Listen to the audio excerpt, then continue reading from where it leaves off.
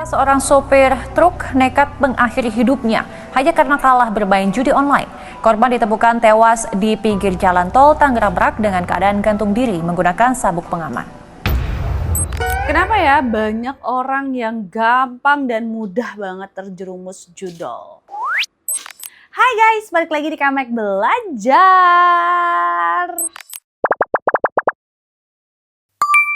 Buat kalian yang belum subscribe YouTube Kamek, subscribe sekarang ya. Jangan lupa di like, di komen-komen ya. Ini segmen Kamek Belajar buat kalian nih yang kadang ini tuh sebenarnya relate. Tiap hari tuh pasti lu kepikiran hal-hal receh gitu. Pokoknya bener-bener relate deh ya. Stay tune. Kali ini gue bakalan bahas ini fenomena yang lagi sangat meresahkan ya guys ya. Kenapa nih orang-orang bisa ya terpengaruh sama judol? Padahal kan kita udah tahu nih efeknya. Jadi stay tune ya. Oh ya, kalau misalnya lo mau dengerin di Spotify, boleh banget juga ya. Ada di Kamek Cerita guys, jadi lo bisa dengerin tuh sambil lo nyetir, sambil lo mau tidur ya kan. Nah oke, kita langsung aja mulai ya. Coba lo bayangin ya, ada seseorang yang awalnya tuh cuma iseng. Lihat iklan, lihat temen main, atau sekedar penasaran. Coba sekali aja deh, taruh uang kecil, menang. Nah, langsung tuh muncul perasaan, oh ternyata bisa ya. Dari situ tuh, semuanya mulai berubah. Pelan-pelan, jadi benar-benar nggak berasa. Dan sebelum sadar, dia udah terjebak. Di sini pertanyaannya ya, kenapa nih ini bisa terjadi? Apakah karena orangnya lemah, atau ada sesuatu yang memang membuat judol terasa menarik? Dan yang lebih penting ya, kenapa banyak orang yang awalnya cuma coba-coba, akhirnya tidak bisa berhenti. Jadi judol ini tuh bukan sekedar permainan biasa ya. Dia tuh platformnya memang dirancang dengan sangat detail untuk membuat orang betah. Warna yang mencolok, terus juga animasi kemenangan, suara efek yang menyenangkan, semuanya tuh memang dibuat untuk merangsang otak. Dan setiap kali menang, walaupun kecil, otak kita tuh melepaskan dopamin. Zat yang membuat kita merasa senang. Masalahnya, otak kita tuh tidak bisa membedakan nih mana kesenangan yang baik dan mana yang beresiko. Dia tuh hanya tahu ini enak. Nah, salah satu jebakan terbesar adalah kemenangan kecil di awal. Jadi orang tuh merasa aku bisa dapat uang dari sini. Padahal sebenarnya itu bagian dari sistem. Kemenangan kecil membuat kita tuh percaya diri. Membuat kita berpikir ya bahwa kita tuh punya kontrol. Padahal dalam jangka panjang sistemnya tidak menguntungkan pemain. Ini tuh seperti umpan kecil untuk menarik kita masuk lebih dalam. Nah, banyak orang yang merasa mereka tuh bisa mengatur permainan ya, memilih waktu, memilih strategi ya, menunggu momen tertentu. Padahal sebagian besar judol itu berbasis peluang acak dan otak kita tidak suka merasa tidak punya kontrol. Jadi kita menciptakan ilusi bahwa kita bisa mengendalikan hasil dan ilusi ini membuat kita tuh terus bermain. Dan setiap kemenangan ya, sekecil apapun memberi efek senang di otak. Lama-lama ya, otak mulai mencari perasaan itu lagi. Dan ini yang membuat judol sangat adiktif. Bukan hanya soal uang, tapi soal sensasi. Ketegangan sebelum hasil keluar dan euforia saat menang itu yang membuat orang terus kembali. Nah, menariknya, judol sering memberikan hasil hampir menang. Seperti hampir jackpot, hampir cocok, hampir berhasil. Dan ini sangat berbahaya. Karena otak menafsirkan itu sebagai sedikit lagi bisa. Padahal itu hanya ilusi. Tapi justru ilusi ini yang membuat orang tidak berhenti. Nah dulu ya judol tuh butuh tempat khusus. Sekarang cukup handphone dan internet. Bisa diakses kapan saja, di mana saja. Sendiri tanpa orang lain tahu ya. Dan kemudahan ini tuh membuat batasan hilang. Dan ketika sesuatu mudah diakses, resikonya pun juga meningkat. Jadi juda itu memberikan distraksi sementara ya. Rasa lupa sejenak. Dan itu membuat orang kembali lagi. Salah satu faktor yang paling kuat yang sering tidak disadari adalah lingkungan, guys. Manusia itu adalah makhluk sosial ya. Di sini kita tuh belajar dari apa yang kita lihat, bukan hanya dari apa yang diajarkan. Dan ketika seseorang melihat temannya bermain judai atau judol, melihat konten yang menunjukkan hasil besar, otak kita tuh mulai membangun persepsi. Ini normal, ini bisa dilakukan, ini menguntungkan. Padahal yang sering terlihat hanyalah bagian terbaiknya. Jadi orang tuh jarang menunjukkan kekalahan. Mereka tidak menunjukkan berapa banyak yang hilang sebelum menang. Dan di media sosial ya, kita hanya melihat highlight, bukan realita. Dan tanpa sadar ya, itu tuh cukup untuk membuat seseorang tuh berpikir, aku juga bisa. Nah, dari situlah semuanya sering dimulai. Bukan karena dorongan kuat ya, tapi karena pengaruh yang terlihat kecil, tapi berulang. Nah, ketika seseorang sudah mulai kalah ya, logika pun muncul nih. Logika yang muncul sering bukan berhenti ya guys ya, tapi mengejar untuk balik modal. Ini tuh disebut sebagai loss casing. Otak tuh tidak suka kehilangan. Dan saat kita sudah mengeluarkan uang, otak akan mencoba memperbaiki keadaan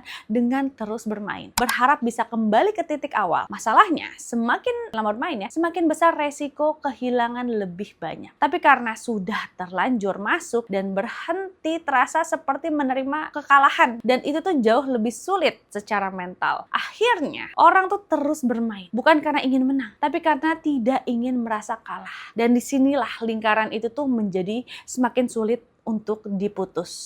Awalnya tuh mungkin hanya iseng, nggak ada niat serius. Hanya ingin mencoba. Tapi seiring waktu, perlahan cara berpikir pun berubah. Dari sekedar hiburan menjadi kesempatan yang menghasilkan uang. Dari sekali aja menjadi coba lagi sedikit. Perubahan ini tuh tidak terjadi secara tiba-tiba. Tapi pelan-pelan. Nyaris tidak terasa. Di sini otak mulai membenarkan kebiasaan itu. Mencari alasan untuk terus bermain, mengabaikan resiko, dan memperbesar harapan. Di titik ini, judai bukan lagi aktivitas tambahan, tapi mulai menjadi bagian dari pola pikir. Dan saat pola pikir sudah berubah, perilaku pun akan mengikuti. Di sini nih dampak ya ke kehidupan nyata tuh ya sering terlambat disadari guys. Jadi di awal ya mungkin tidak terasa. Bermain sebentar, uang sedikit, tidak terlalu berdampak. Tapi seiring waktu, dampak itu mulai muncul. Pengeluaran meningkat, kontrol diri menurun, waktu habis untuk bermain, dan pikiran terus terfokus pada permainan. Dan perlahan-lahan ya hal-hal lain mulai terganggu. Kayak pekerjaan, hubungan, dan kesehatan mental. Jadi banyak orang baru sadar ya saat semuanya sudah cukup jauh. Bukan karena mereka nggak tahu ya,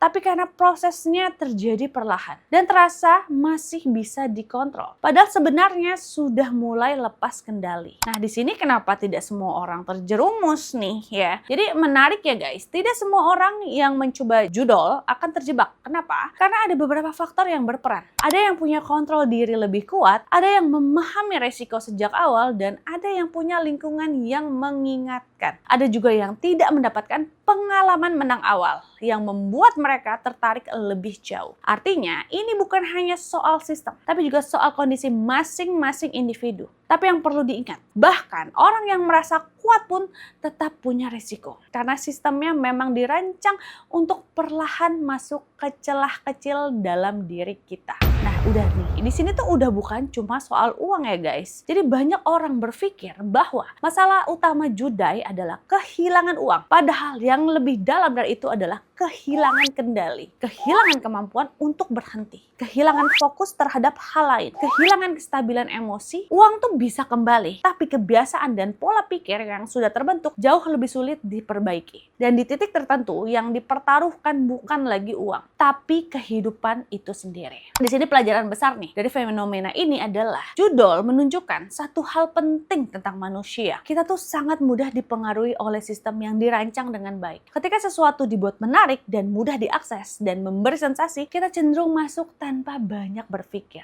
Ini bukan hanya tentang judai, tapi juga tentang banyak hal lain dalam hidup. Dan dari sini kita belajar bahwa tidak semua yang terlihat menarik itu aman. Dan tidak semua yang terasa menyenangkan itu baik dalam jangka panjang. Dan di sini ada kesimpulan yang paling dalam ya. Jadi kenapa banyak orang mudah terjerumus judol? Bukan karena mereka bodoh, bukan karena mereka lemah, tapi karena ada kombinasi antara psikologis manusia, sistem yang dirancang dengan cermat, dan lingkungan yang mendukung tanpa disadari. Dan yang paling berbahaya, semuanya terjadi secara perlahan. Nggak terasa sampai akhirnya sudah terlalu dalam. Dan mungkin hal paling penting yang bisa kita lakukan bukan hanya menghindari, tapi memahami bagaimana sistem ini bekerja. Karena dengan memahami, kita tuh punya kesempatan untuk tidak ikut terjebak. Jadi kalau kita lihat dari luar nih ya, judul tuh sering terlihat seperti pilihan. Seolah-olah semua orang yang terjebak memilih untuk masuk ke dalamnya. Dan dari situ mudah sekali nih untuk menghakimi. Mudah sekali untuk berkata, kenapa sih nggak berhenti aja? Kenapa sih masih dilakuin? Tapi kalau kita lihat ke lebih dalam ya, ceritanya tuh nggak sesederhana itu. Karena di balik setiap orang yang terjerumus, ada proses yang tidak terlihat. Ada rasa penasaran kecil di awal. Ada kemenangan kecil yang terasa menyenangkan. Ada harapan yang perlahan tumbuh.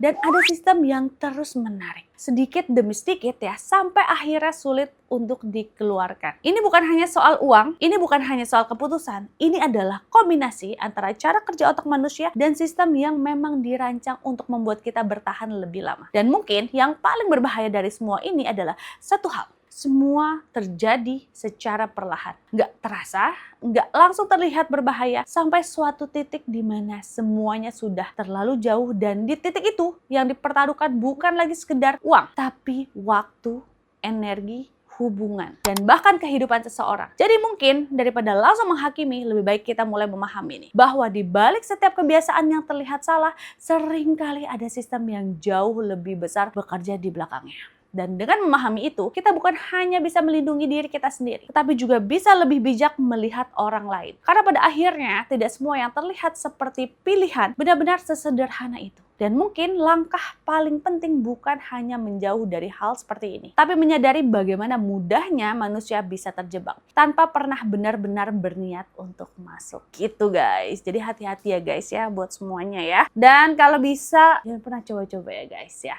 Oke, sekian Kamek Belajar episode kali ini guys. Jangan lupa buat subscribe YouTube Kamek, di like-like, di komen-komen ya guys. Sampai ketemu di Kamek Belajar episode berikutnya. Bye guys. Rekomendasi Kamek gak pernah salah.